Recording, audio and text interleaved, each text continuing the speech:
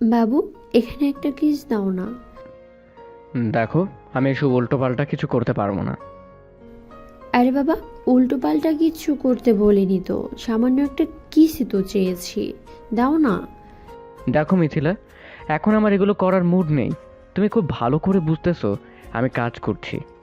কিন্তু আমার তো তোমার আদর পেতে ইচ্ছে করছে, তাহলে তুমি কেন আমাকে আদর করতে পারবা না বলো? আমি সেটা খুব ভালো করে বুঝতে পারছি যে তুমি আমাকে কাছে টেনে নেওয়ার জন্য এসব উল্টোপাল্টা বলতেছো, তাই না? প্লিজ বাবু, একটু আসো না, আমার না ভালো লাগছে না।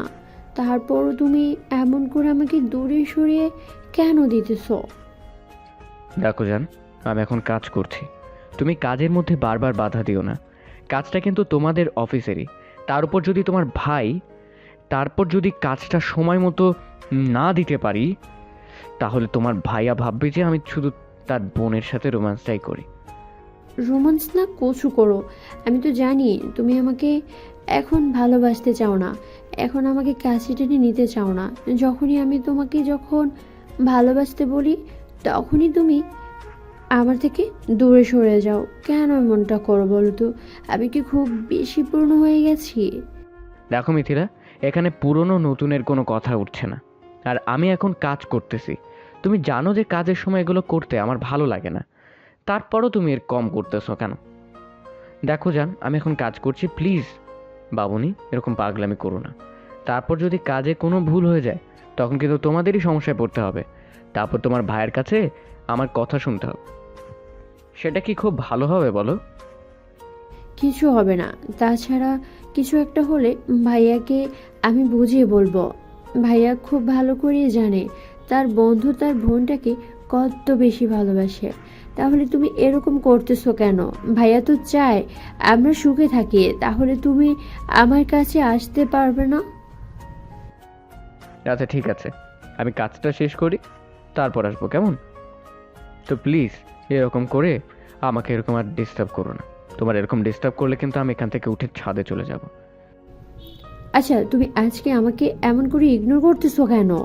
আজকে কয়েকটা দিন যাবত দেখছি, শুধু আজকে নয়, অনেকগুলো দিন যাবতই এমন করে ইগনোর করতেছো। আমি কি খুব বেশি অন্যায় করে ফেলছি বলো, যেটা তুমি, যার জন্য আমাকে এমন করে ইগনোর করতেছো? আমাকে তুমি একটু ভালোবাসতে পারো না, নাকি এখন আমাকে তোমার কাছে পেতে ইচ্ছে করে না? আমি কি পুরনো হয়ে গেছি? মিতালা, কিসব উল্টো পাল্টা বলতেছো তুমি? খুব ভালো করে জানো আমি তোমাকে কতটা ভালোবাসি। তাহলে এসব কথা আসছে কোথা থেকে? আর তোমাকে আর কত বলে বোঝাতে হবে যে আমি তোমাকে প্রচণ্ড পরিমাণে ভালোবাসি? দেখো, কাজের সময় এসব কথা বললে তো খারাপ লাগবে। আর সব সময় মুড থাকে না। সকাল থেকে আমি একটা হিসেব মেলানোর চেষ্টা করছি, কিন্তু পারছি না। তাই এরকম করে আমাকে ডিস্টার্ব করো না। তারপর আরও গোলমাল হয়ে গেলে কিন্তু ঝামেলায় পড়তে হবে। সব রাগ অভিমান তুমি আমার উপর দেখাও। আচ্ছা ঠিক আছে, তুমি একটাবার আমার কাছে আসো, আমি তোমাকে আদর করে দেখাই, আমি তোমাকে আদর করে দিই, দেখো সবটা ঠিক হয়ে যাবে, আর তোমার হিসাবটাও মিলে যাবে। তারপরও এরকম করে আমাকে দূরে সরিয়ে দিও না প্লিজ। তারপরও আমি তোমাকে ছেড়ে দূরে থাকতে পারবো না। তুমি তো জানো আমি তোমাকে কতটা ভালোবাসি, তাই না বলো? আমি সেটা খুব ভালো করেই জানি। আর তুমিও জানো আমি তোমাকে কতটা ভালোবাসি। প্লিজ এরকম করে পাগলামি করো না। আর এই পাগলামির কোনো মানে হয় না। তুমি খুব ভালো করেই জানো যে কাজের সময় এগুলো করলে কাজের ক্ষতি হবে। সারাটা দিন পড়ে আছে কাজ করার জন্য, তার মধ্যে থেকে আধা ঘন্টা সময় দিলে এমন কোনো ক্ষতি হবে না যাতে তোমার কাজটাও নষ্ট হয়ে যাবে। তো প্লিজ জান, একটাবার কাছে আসো, দেখো তোমার হিসাবটাও মিলে যাবে। মিথিলা, আর কিন্তু বোঝাবো না। এবার আমি বাসা থেকে বেরিয়ে যাব। তারপর সারা দিন আর বাসায় ফিরবো না। ও, এখন খুব বেশি ডিস্টার্ব করে ফেলছি তাই তো?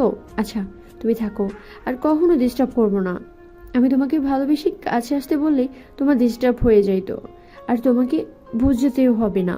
অনেক বেশি অন্যায় করে ফেলছি, আমার বোঝানোর ভুল হয়ে গেছে। তোমাকে যে আমি কতটা ভালোবাসি তা আর তোমাকে বুঝতে হবে না। মিথিলা কথাগুলো বলে বিছানা ছেড়ে উঠে গেল। মাহিন একবার ওর দিকে তাকিয়ে আবার কাজে মনোযোগ দিল। কিন্তু মিথিলা এত বেশি আজকে রেগে গেছে, যার জন্য ও কোথাও মনোযোগ দিতে পারল না। ও একবার বেলকনিতে যাচ্ছে তো একবার ছাদে যাচ্ছে। আম্মুকে বারবার জিজ্ঞাসা করতে লাগলো ওর এরকম করার কারণটা কি, কিন্তু মিথিলা কিচ্ছুই বলল না। তারপর যখন শেষ পর্যায়ে মিথিলা সোফায় গিয়ে রাগ করে বসে রইল, তখন আম্মু ওকে জিজ্ঞাসা করতে লাগলো, মামনি কি হয়েছে? তুমি এমন করে রাগ দেখাচ্ছ কেন? খুব বেশি খারাপ লাগছে তোমার? তাহলে আমাকে বলে দেখো, আমি সব ঠিক করে দিব। নাকি মাহিনের সাথে তোমার কিছু হয়েছে? আমার বাসার কথা খুব মনে পড়ছে। আমি একটু বাসায় যেতে পারবো? তুমি আমাকে একটু যেতে দেবে? দেখো, আমি কয়েকটা দিন থেকে চলে আসবো। কিন্তু তোমার বর কি তোমাকে যেতে দিবে? আর মাহিনকে তুমি কি বলেছো? কিছু তো আমার তো মনে হয় না। মাহিন কিছু বলেছে তোমার? মুখ কালো দেখে বোঝা যাচ্ছে তোমাদের মাঝে কিছু একটা হয়েছে, যার জন্য তুমি এমন করে বাসায় চলে যেতে চাইছো। আমাকে বলো, কে কি বলেছে আর কি হয়েছে? আমি সবটা ঠিক করে দেব। তারপর এরকম পাগলামি করো না। না, আমার কিছু হয়নি। তাছাড়া তোমার ছেলের সাথে কীভাবে হবে? আমরা তো ভালোবেসে বিয়ে করেছি বলো, আর সেটা তুমি খুব ভালো করেই জানো। তোমার ছেলে আমাকে কতটা ভালোবাসে তুমি সেটা জানো। তাই এগুলো প্লিজ বলো না। কিন্তু আমার তো মনে হচ্ছে তোমরা ঝামেলা পাকিয়েছো, যার জন্য তুমি এমন করে রাগ করে আছো আর বাসায় চলে যেতে চাইছো। আজকে তো ছুটির দিন, মাহিন তোমাকে ছুটির দিনে সময় দেয়, আর তোমরা তো ছুটির দিনে ঘুরতে পর্যন্ত যাও। তাহলে আজকে ঘুরতে না গিয়ে আজকে বাসায় যেতে চাইছো যে? আচ্ছা ঠিক আছে আম্মু, যেতে হবে না, আমি বুঝতে পেরেছি তোমরা আমাকে যেতে দেবে না। তো আচ্ছা ঠিক আছে, আমি আর কখনো যেতে চাইবো না। মিথিলা কথাগুলো বলে রুমের দিকে চলে যেতে গেল। আম্মুর একটা হাত ধরে ওকে বিছানায় বসিয়ে দিল। তারপর একটা মুচকি হাসি দিয়ে ওর মুখের পাশে হাত রেখে বলতে লাগলো, আচ্ছা ঠিক আছে যাও, কিন্তু মাহিনকে বলে যাও। আর তোমার মন খারাপ দেখে বোঝা যাচ্ছে যে তোমার আব্বু আম্মুর কথা মনে পড়েছে। আচ্ছা ঠিক আছে, তোমাকে আর কিছু বলতে হবে না, তুমি যাও মাহিনকে বলে যাও। আমি তোমার আব্বুকে বুঝিয়ে বলবো। তুমি তো জানো তোমার আব্বু তোমাকে ছাড়া থাকতেই পারে না, তোমাকে নিজের কলিজার টুকরো মেয়ে ভাবে। তাহলে তুমি তাকে না বলে যেতে পারবে? আম্মু মিথিলাকে অনুমতি দিলে মিথিলা রুমে গিয়ে ব্যাগ গোছাতে লাগলো। মাহিন অনেকবার ওর দিকে তাকালো, ভাবলো হয়তো অভিনয় করছে, কিন্তু কিছু না বলে বাসা থেকে বেরিয়ে গেল। তারপর সন্ধ্যার দিকে যখন এখানে সব কাজ শেষ হয়ে গেল, ও বাসার বাইরে গেল। তারপর গিয়ে কিছুক্ষণ বন্ধুদের সাথে আড্ডা দিয়ে তারপর রাতে বাসায় ফিরতে কলিং বেল দিতেই আম্মু দরজা খুলে দিল। তখন মাহিন আম্মুকে উদ্দেশ্য করে বলল, আমু কি হয়েছে? তুমি এমন করে দরজা খুলে দিলে? মিথিলা কোথায়? ওকে তো দেখলাম না। ওকে দেখবি কি করে, ও তো বাসায় গেছে। কেন, তোকে বলে যায়নি নাকি তোদের মাঝে কোনো ঝামেলা হয়েছে? সত্যি করে বলতো মিথিলা, তখন কেমন যেন মুখ কালো করেছিল। তার উপর তুই বলছিস মিথিলা কোথায়? আমার তো এখন তোদের এরকম কথাতে বারবার সন্দেহ লাগছে। আমার মনে হচ্ছে তোদের মাঝে কোনো ঝামেলা হয়েছে। এবার আম্মুর এরকম কথাতে মাহিন বুঝে গেল যে মিথিলা সত্যি বাসায় চলে গেছে। আর মাহিনের মনে হতে লাগলো এখন যদি বিষয়টা বলি তাহলে অনেক বেশি টেনশন করবে আর রাগারাগি করবে। মাহিন রুমে চলে গেল। তারপর ফ্রেশ হয়ে খাওয়া দাওয়া করে বিছানায় গিয়ে শুয়ে পড়ল, কিন্তু ঘুম আসছিল না। তাই আর কোনো উপায় না পেয়ে মিথিলাকে কল করলো, কিন্তু মিথিলা ফোনটা বিজি দেখাচ্ছে আর বারবার কেটে দিচ্ছে। তারপর একটা সময় মাহিন ঘুমিয়ে পড়ল। পরের দিনও মিথিলা বাসায় আসলো না। এভাবে পুরো 7টা দিন কেটে গেল, যার জন্য মাহিনের প্রচণ্ড পরিমাণে খারাপ লাগছিল। বুঝতে পারলো অনেক বেশি কষ্ট পেয়েছে। তাই মাহিন মিথিলার বাসায় চলে যায় বুঝতে পারে। তারপর গিয়ে ওর রুমে আসতে দেখে মিথিলা আনমনে কি যেন একটা দেখছে। বুঝতে পারলো যে মাহিনের ছবিটাই দেখছে। তখন মাহিন গিয়ে মিথিলার পাশে বসলে মিথিলা ফোনটা লুকিয়ে ফেলল আর চোখের পানিগুলো তাড়াহুড়ো করে মুছে দিয়ে বলতে লাগলো, আরে তুমি এখানে? তাছাড়া তোমাকে এখানে কে আসতে বলেছে বলো? আমার শ্বশুর বাড়ি আমি আসবো, তাতে তোমার কি?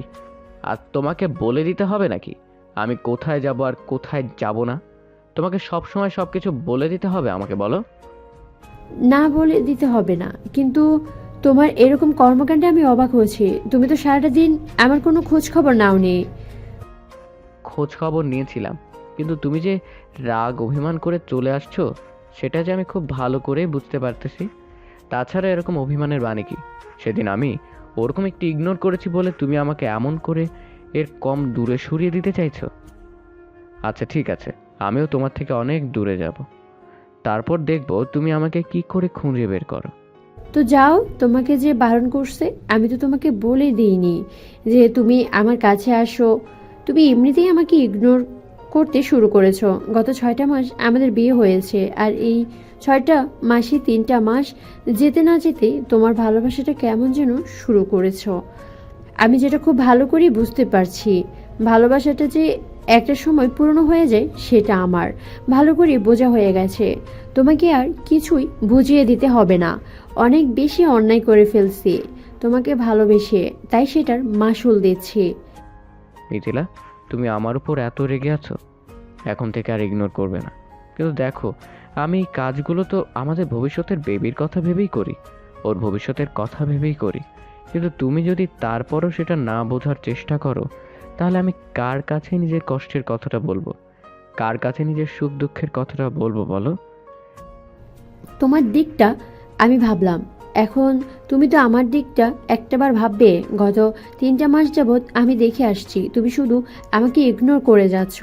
আমি কি এমন অন্যায় করেছি বলো, যার জন্য তুমি আমাকে একটু ভালোবাসতে পারো না? আর রাতেও বলো যে তোমার ক্লান্ত লাগছে, আর দিনে যখন তুমি বাসায় থাকো কিংবা লাঞ্চ করতে আসো তখনই তোমার নাকি খারাপ লাগে। তুমি আমাকে একটা কিস পর্যন্ত দাও না, তোমার নাকি এত বেশি খারাপ লাগে। আচ্ছা বাবা, ঠিক আছে, আজকে থেকে আর কোনো ইগনোর করব না, ঠিক আছে? দেখে এখন তাকাও আমার দিকে। আর কান্না করছো কেন তুমি? আমি জানি আমার বউটা অনেক বেশি কষ্ট পাচ্ছে আমার থেকে দূরে থাকতে। তুমি যদি ভেবে থাকো তোমার জন্য আমি কান্নাকাটি করব, সেটা তোমার ভুল ধারণা। বিয়ের আগে করেছি, এখন আর করতে চাই না। অনেক কাঁদিয়েছো আমাকে, এখন থেকে শুধু তুমি কাঁদবে। মাহিন বুঝতে পারলো মিথিলা অনেকটাই রেগে আছে, তাই জোরপূর্বক কাছে যাওয়ার চেষ্টা করলে মিথিলা উঠে চলে যেতে লাগলো। তখনই মাহিন মিথিলার হাত টেনে ধরাতে মিথিলা হুড়মুড় করে ওর বুকের উপর পড়ে গেল। জড়িয়ে ধরে তারপর ওর মুখে জোরে সোরে একটা ফু দিলে ওর সাথে সাথে মিথিলা চোখ মুখ জোড়া কুঁচকে নিল।